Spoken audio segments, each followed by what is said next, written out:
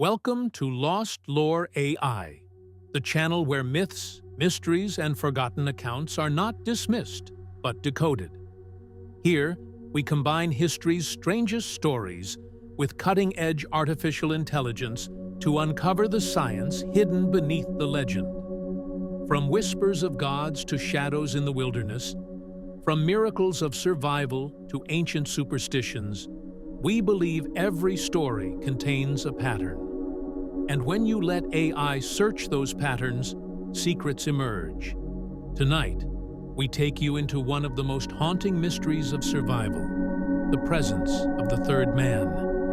In the world's harshest moments of survival, a pattern emerges. Quiet, mysterious, and strangely consistent.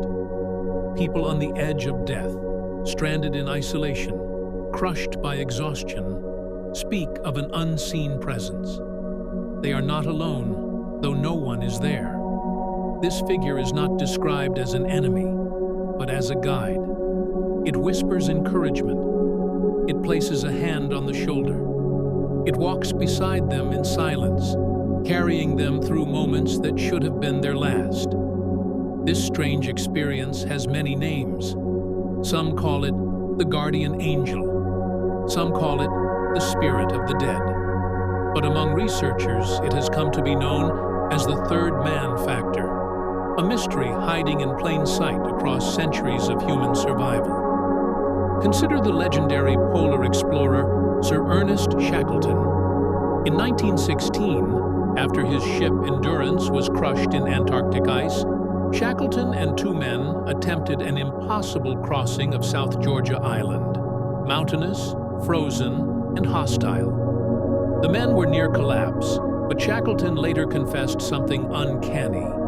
He felt a fourth presence walking with them, not once, but constantly, as though someone unseen accompanied the three exhausted explorers. He was so convinced that years later, when he wrote about the ordeal, he admitted he had almost turned to count the figure. Half a century later, the same presence was described by Charles Lindbergh, flying alone across the Atlantic in 1927. After more than 20 hours in the cockpit, drifting toward hallucination, Lindbergh began to sense shadowy figures in the cabin. But unlike visions of madness, these presences calmed him. They gave him reassurance and advice, keeping him steady across the empty ocean until land appeared. The stories echo in disaster zones, too. After the collapse of the Twin Towers on September 11th, several survivors reported being guided by a mysterious presence that urged them forward, step by step, until they escaped. And in orbit, astronauts have quietly admitted to sensing a voice, a companion, during long stretches of silence in space. Different environments, different people. Yet the experience is the same. For centuries, such tales were treated as supernatural encounters. Religious people called them angels. Skeptics dismissed them as hallucinations. But what if both perspectives miss the truth? What if the third man is neither miracle nor madness, but something deeper? A hidden survival system buried in the human brain? To test this idea, we turned to artificial intelligence. The first step was pattern recognition. Our AI was tasked with scanning hundreds of survivor accounts. Shackleton's journals, polar expeditions, testimonies from climbers, interviews with astronauts, the reports of shipwreck survivors, even the confessions of miners trapped underground. Across all of them, the AI searched for repeating structures, words, feelings, conditions. The signal emerged quickly. The third man appeared only under specific conditions: extreme isolation, overwhelming stress, sensory deprivation, oxygen deprivation, and the proximity of death. Whenever the human body was pushed to collapse, the presence arose. It was never reported in comfort, never in safety, never in ordinary exhaustion, only at the edge. Next came physiological correlation. The AI compared survivor narratives with biometric data where available. Climbers descending Everest had blood oxygen levels perilously low. Shackleton's men were starving and hypothermic. 9/11 survivors had cortisol and adrenaline at catastrophic levels. The data revealed a unifying map of the body in crisis. High stress hormones, dangerously low oxygen, physical depletion, and absolute loneliness. But the breakthrough came with neurochemical modeling. Using known pathways of the brain under stress, the AI simulated what happens when the human nervous system nears collapse. The model revealed an astonishing survival response. As the body reached its limit, the brain deployed an emergency cascade of chemicals: dopamine to spark motivation, endorphins to dull pain, oxytocin, the bonding hormone, to create the sensation of social presence. Together, they conjured not confusion, but clarity. This distinction matters. Hallucinations scatter the senses, causing fear and distraction.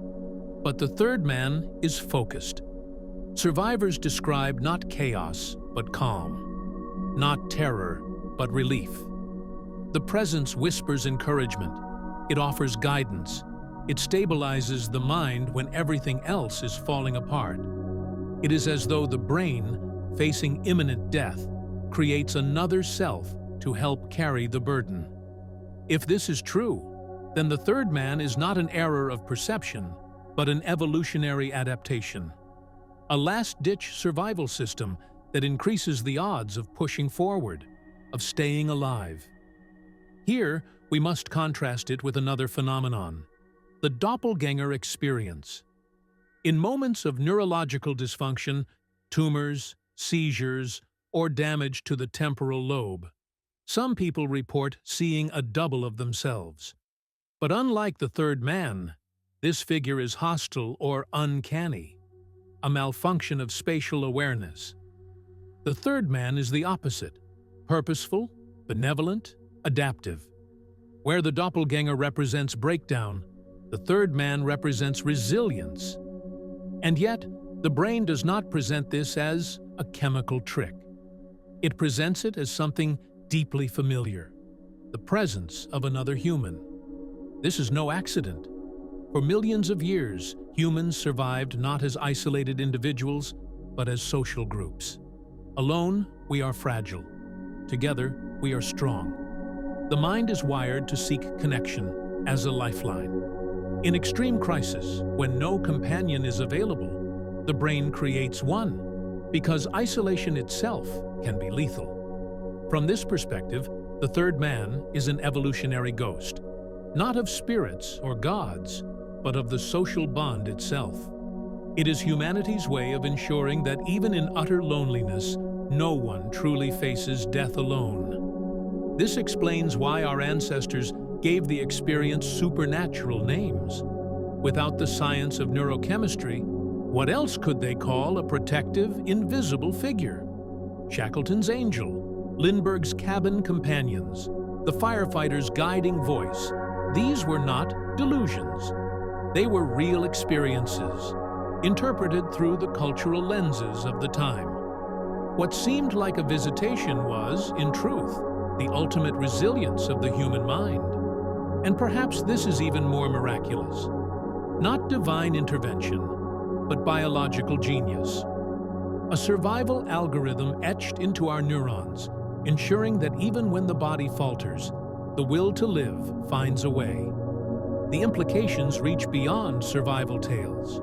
Understanding the third man could transform how we treat trauma, loneliness, and isolation. It reveals that the brain holds untapped mechanisms for resilience, mechanisms we may one day harness to help those in despair. Already, scientists are studying how oxytocin and dopamine influence recovery from PTSD and depression. The third man may be the key to unlocking therapies for the mind when it faces its darkest hours. So, what does this mean for us? It means that the stories of Shackleton, of Lindbergh, of nameless climbers and survivors are not legends to be dismissed. They are windows into the hidden machinery of the human brain. They show us that in the deepest crisis, when all seems lost, our own biology refuses to let go. The third man is not outside of us. It is within us, a secret companion carried in every brain, waiting for the moment when survival demands it. And perhaps this is the deepest truth. Humanity has always told stories of spirits, angels, and unseen guides, because, in a way, they exist. Not as external beings, but as the most intimate expression of our resilience. When the storm closes in and the path ahead seems impossible, we are never truly alone. The mind ensures it. The third man walks with us. Not a myth, not a ghost, but the hidden hand of evolution, our final ally against the darkness. This was Lost Lore AI, the channel where we don't chase ghosts, we decode them. If you believe the world's strangest stories hide deeper truths, then join us. Subscribe and step with us into the hidden patterns of myth, memory, and mind. Because sometimes, the greatest mysteries aren't out there. They're inside us.